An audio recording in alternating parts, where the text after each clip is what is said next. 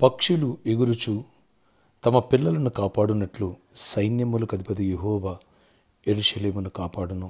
దాన్ని కాపాడుచు విడిపించుచుండును.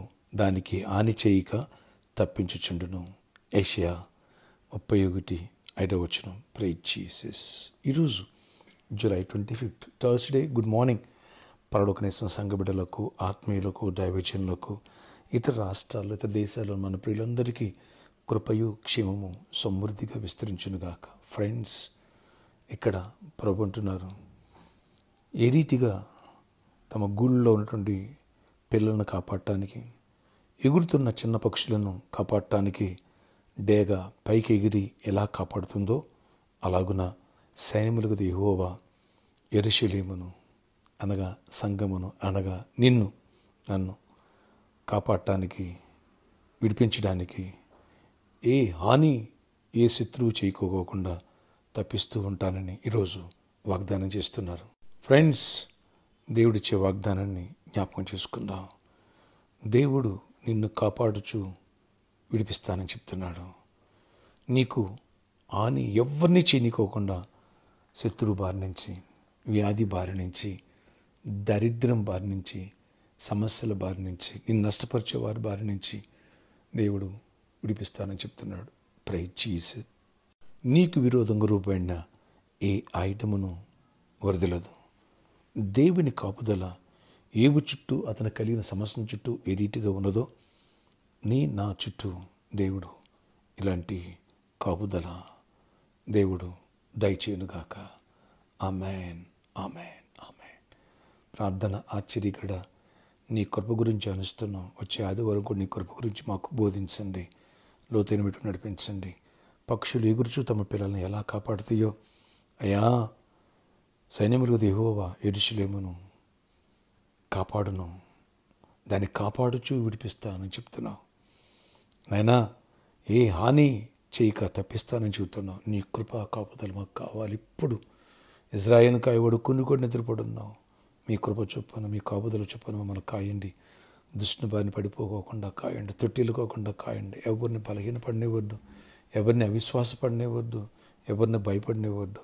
నైనా కృపనివ్వండి, గొప్ప కార్యాలు చేయండి, వ్యాధుల నుంచి విడిపించండి, మరణకర వ్యాధులను విడిపించండి, చీకటాత్మని కూడా లయపరచండి.